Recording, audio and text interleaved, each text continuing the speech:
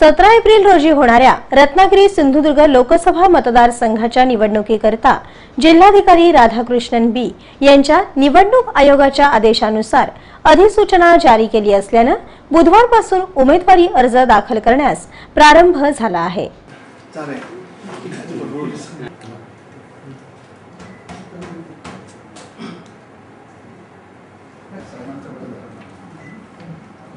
सुमारे 13,51,000 मतदार असलेल्या या मतदारसंघात आघाडीचे उमेदवार आणि विद्यमान खासदार डॉक्टर निलेश राणे, महायुतीचे उमेदवार आणि सेनेचे उपनेते आमदार विनायक राऊत, आम आदमी पार्टीचे उमेदवार कर्नल गडकरी यांच्यात तिरंगी लढत होणार असली तरी खरा सामना मात्र राणे आणि राऊत यांच्यात होणार आहे।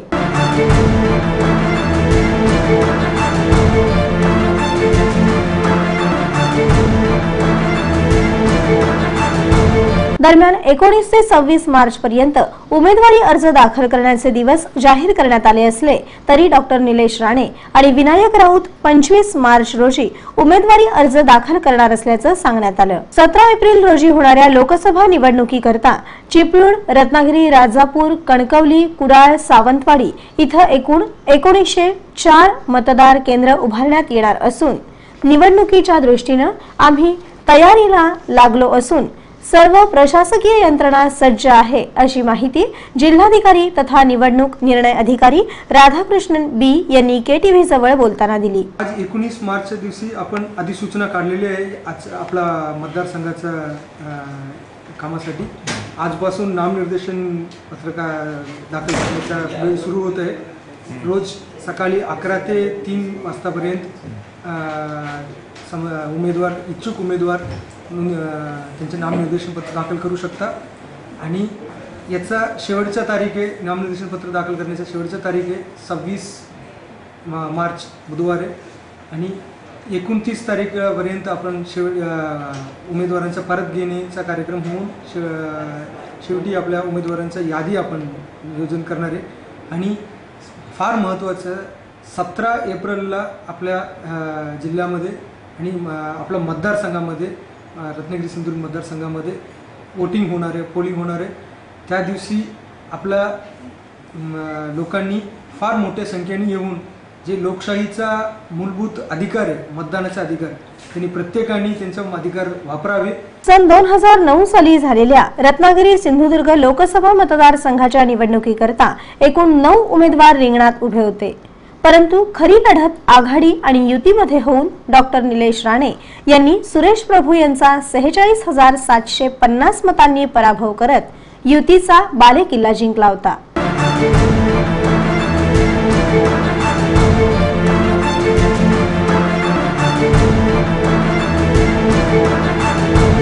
सुरेंद्र बोरकर, जयेंद्र परुळेकर, अजय जाधव, सिराज कौशाली, अकबर खलफे, विलास खानविलकर आणि राजेश सुर्वे या 7 उमेदवारांच्या अनामत रकमा जप्त झाल्या होत्या। डॉक्टर निलेश राणे यांना 3,53,915 तर सुरेश प्रभू यांना 3,07,165 मतं मिळाली होती। मागील 5 वर्षात खासदार म्हणून डॉक्टर निलेश राणे यांनी उत्तम कामगिरी केली असली तरी महागाई, बेकारी यासह नरेंद्र मोदी फॅक्टरमुळे ही निवडणूक मात्र अतिशय अटीतटीची होणार असं दिसून येते।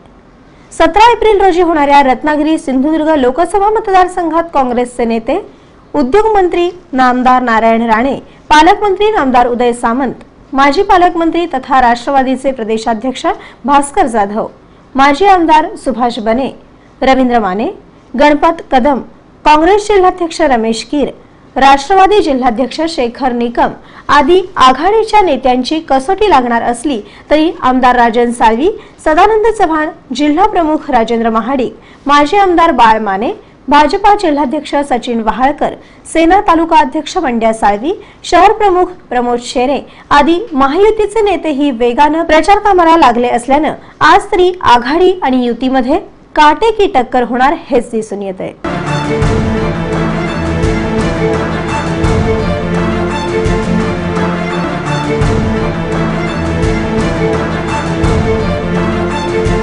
19 ते 26 मार्च या तारखेपर्यंत उमेदवारी अर्ज दाखल केल्यानंतरच खऱ्या अर्थानं प्रचाराच्या रणसंग्रामाला प्रारंभ होईल। दरम्यान सोशलिस्ट पार्टीचे उमेदवार ॲडव्होकेट दीपक नेवगी यांनी पहिल्या दिवशी आपला उमेदवारी अर्ज दाखल केला आहे। उमेदवारी अर्ज या लोकसभा मतदारसंघात भरण्याचा नेमका आपला हेतू काय? बॅरिस्टर नाथ पै आणि त्यांच्या मागोबा प्राध्यापक मरुदंड होते यांचा हा मतदारसंघ आहे आणि गेली काही वर्ष त्यांच्यासारखे नेते मंडळी कोणीही पुढे यायला तयार नव्हते आणि ही मी स्वतःला एक संधी समजलो आणि सोशलिस्ट पार्टी ऑफ इंडियाने मला ही संधी दिली आणि ज्या महान नेत्यांच्या पुण्याईतून आज जनता एका उमेदवाराची वाट बघत होती, त्या उमेदवाराचे सगळे गुण माझ्याकडे आहेत, ते सगळे संस्कार माझ्याकडे आहेत, अशी माझी प्रामाणिक भावना असल्याने मी निर्णय घेतला की आपण स्वतःही एक संधी घ्यावी आणि लोकांनाही एक संधी द्यावी आणि सोशलिस्ट पार्टीने मला ही संधी दिली म्हणून मी हा निर्णय घेतलेला आहे। या प्रसंगी पार्टीचे नेते आणि प्रमुख कार्यकर्ते उपस्थित होते।